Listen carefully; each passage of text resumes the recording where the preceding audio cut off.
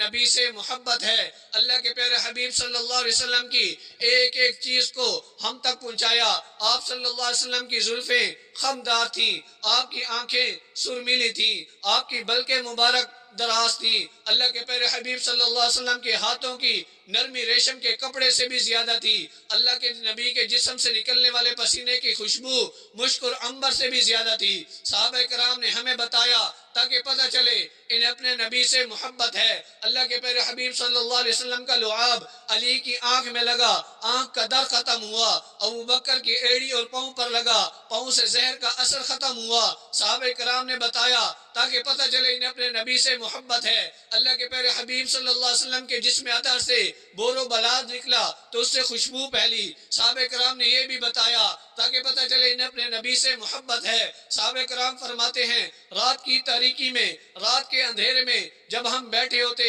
اگر باہر سے آنے والا کوئی شخص ہوتا ہم اس سے تعارف پوچھتے، آپ کا نام کیا ہے، آپ کون ہیں؟ لیکن جب اللہ کے نبی صلی اللہ علیہ وسلم رات کی تاریکی میں مجلس میں تشریف لاتے، پوچھنے کی ضرورت نہ پڑتی۔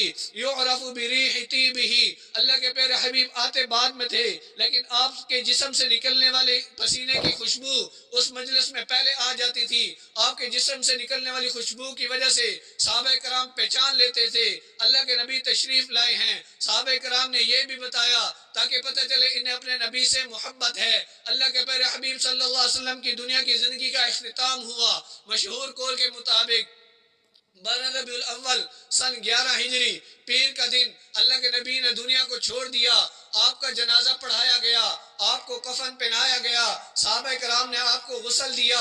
صحابہ کرام نے یہ کام کیسے کیا ہمیں بتایا تاکہ پتہ چلے انہیں اپنے نبی سے محبت ہے۔ بات فقط دنیا تک نہیں، اللہ کے پیارے حبیب جب قبر میں پہنچے صحابہ کرام نے بتایا اللہ کے نبی سے حساب و کتاب بھی نہیں لیا جاتا، سوال و جواب بھی نہیں کیا جاتا۔ صحابہ کرام نے ہمیں بتایا تاکہ پتہ چلے انہیں اپنے نبی سے محبت ہے۔ اللہ کے نبی قبر میں پہنچے، آپ کو نیند بھی نہیں آتی، آپ کو اللہ رب العزت قبر میں رزق عطا فرماتے ہیں۔ جیسے دنیا میں نبی کا جسم محفوظ ویسے قبر میں محفوظ ہوتا ہے۔ اللہ کے نبی جب قبر میں پہنچے آپ کو حیات ملتی ہے، آپ کے سامنے امت کے اعمال پیش کیے جاتے ہیں، آپ امت کے نیک اعمال کو دیکھ کر اللہ کا شکر ادا کرتے ہیں، آپ امت کے گناہ کو دیکھ کر قبر میں رہ کر امت کی بخشش کی دعائیں مانگتے ہیں۔ صحابہ کرام نے یہ بھی بتایا تاکہ پتہ چلے انہیں اپنے نبی سے محبت ہے۔ بات فقط یہاں تک نہیں، کل قیامت کے دن اللہ رب العزت جب قبر سے اٹھیں گے آپ کے ساتھ 3 ہستیاں کون ہوں گی، صحابہ کرام نے ان کا بھی بتایا تاکہ پتہ چلے انہیں اپنے نبی سے محبت ہے۔ اللہ کے پیارے حبیب صلی اللہ علیہ وسلم اور حوض کوثر پر کھڑے ہو کے اپنی امت کو جام بھر بھر کر پلائیں گے تاکہ پتہ چلے انہیں اپنے نبی سے محبت ہے۔ اللہ کے پیارے حبیب صلی اللہ علیہ وسلم پل صراط پر کھڑے ہو کر صحابہ کرام نے فرمایا اللہ کے نبی پل صراط پر کھڑے ہو کر امت کی سفارش کریں گے۔ امت کے لوگوں نے صحابہ کرام نے یہ بھی بتایا تاکہ پتہ چلے انہیں اپنے نبی سے محبت ہے۔ اللہ کے پیارے حبیب صلی اللہ علیہ وسلم کی ایک ایک چیز کی حفاظت کر کے ہم تک پہنچایا۔ اگر آپ کی توجہ ہو آپ کو صحیح بخاری کی حدیث کا ایک جملہ سنانا چاہتا ہوں۔ اللہ کے پیارے حبیب صلی اللہ علیہ وسلم ایک مرتبہ تشریف فرماتے، صحابہ کرام موجود ہیں، اللہ کے پیارے حبیب صلی اللہ علیہ وسلم تذکرہ فرما رہے ہیں جنت کے بارے میں کہ جنت کے 8 دروازے ہیں، فلاں دروازے سے نمازی جائے گا، فلاں دروازے سے روزہ دار جائے گا، فلاں دروازے سے اللہ کا ذکر کرنے والے جائیں گے۔ اللہ کے پیارے حبیب نے دروازوں کی تقسیم کر کے بتایا۔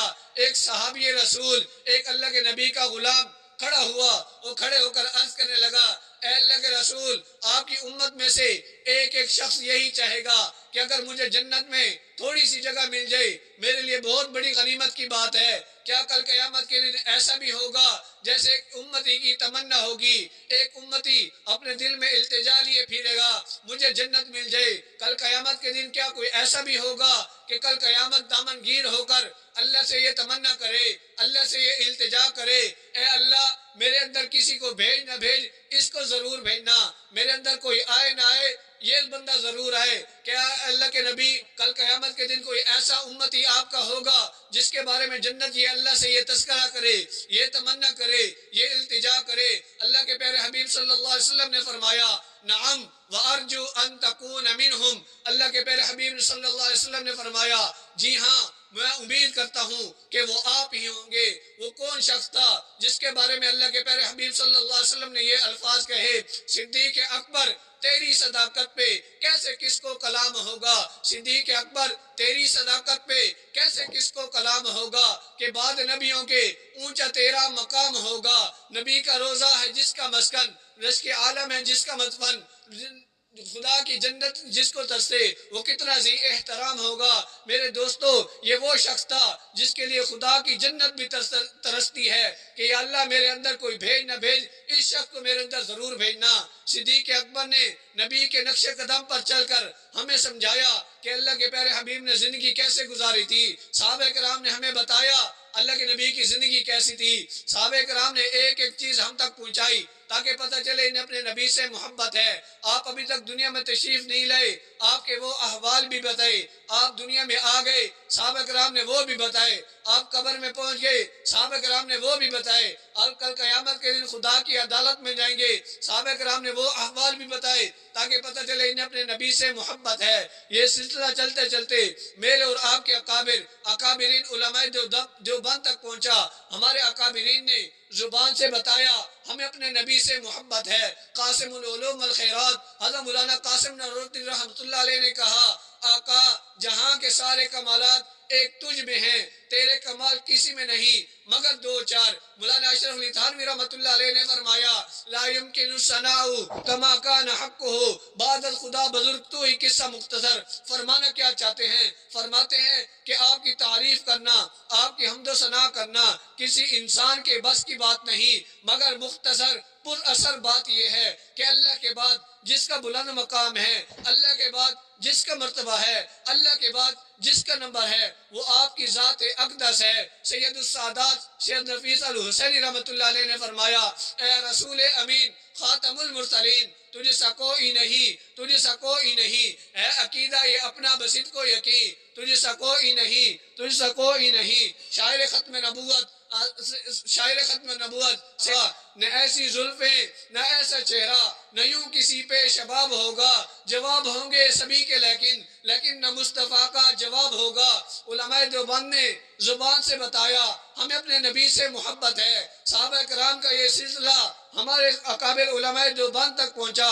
ہمارے اکابر علماء دیوبند نے زبان سے بتایا ہمیں اپنے نبی سے محبت ہے۔ نبی سے محبت کے اظہار کا دوسرا طریقہ اپنے عمل سے کر کے دکھانا، ہمیں اپنے نبی سے محبت ہے۔ صحابہ کرام کا پہلا طریقہ زبان سے بتانا، دوسرا طریقہ عمل کر کے دکھانا۔ ہمارے اکابر علماء دیوبند نے زبان سے بتایا ہمیں اپنے نبی سے محبت ہے۔ ہمارے اکابر علماء دیوبند نے عمل کر کے دکھایا ہمیں اپنے نبی سے محبت ہے۔ اس لیے نبی سے محبت کے اظہار کا پہلا طریقہ زبان سے بتانا، نبی سے محبت کرنا یہ پیغمبر کا حق بھی ہے، میری اور آپ کی دینی ذمہ داری بھی ہے کہ ہم اپنے نبی سے محبت کریں اور پوری کائنات سے زیادہ کریں، تب جا کر ہم مومن کہلائیں گے۔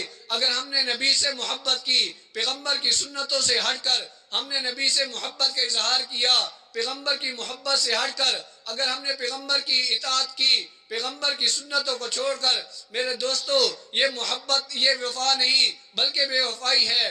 اگر وفا کرنی ہے نبی کی بات مانو، جیسے صحابہ کرام نے ہمیں بتایا، نبی کی اطاعت کرو ویسے جیسے صحابہ کرام نے کر کے بتایا۔ اکابر علماء دیوبند کی ترجمانی کرتے ہوئے ہم نے وہ کام کیے جو اللہ کے نبی صلی اللہ علیہ وسلم نے سنت کے مطابق کر کے دکھائے، صحابہ کرام نے ہم تک پہنچائے۔ اگر ہم صحابہ کرام کے نقش قدم پر چلیں گے تو نبی کی زندگی بھی ملے گی، اللہ سے ملاوا بھی ملے گا۔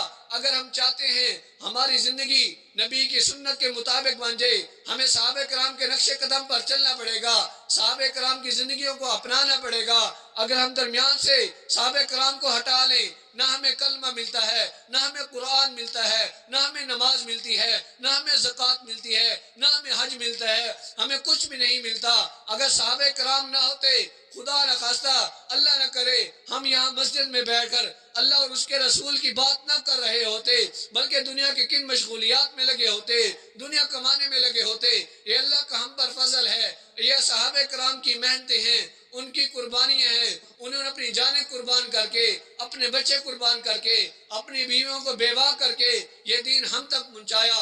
میری اور آپ کی ذمہ داری بنتی ہے کہ صحابہ کرام کی قربانیوں کو رائیگاں نہ جانے دے، ان کی قربانیوں کا صدقے دل سے تحمل کرے، ان کو جی آیا نو کرے، ان کا احترام کرے، ان کی عزت کرے۔ اگر ہمارے دل میں صحابہ کرام کی عزت ہوگی، ہمارا دین بھی محفوظ، ہماری نسلیں بھی محفوظ۔ اگر ہم اپنی نسلوں میں دین چاہتے ہیں، صحابہ کرام کے نقش قدم پر چلنا پڑے گا، صحابہ کرام کی بات کو ماننا پڑے گا، تب جا کر نبی کی زندگی ہمارے سینے میں آئے گی، ہماری زندگیوں میں آئے گی، ہماری نسلوں میں آئے گی۔ اللہ سے یہی دعا گو ہوں، اللہ رب العزت سے یہی دعا گو ہوں کہ جو خطائیں ہو چکی، جو لغزشیں ہو چکی، جو غلطیاں ہو چکی، اللہ سے معافی مانگتا ہوں۔ آئندہ آنے والی زندگی پیارے حبیب صلی اللہ علیہ وسلم کی سنت کے مطابق گزارنے کی ایک کوشش کرتا ہوں، ایک وعدہ کرتا ہوں۔ اللہ سے دعا ہے اللہ رب العزت مجھے اور آپ کو اپنے محبوب صلی اللہ علیہ وسلم سے سچی محبت کرنے کی توفیق عطا فرمائے۔ وما علینا الا البلاغ المبین۔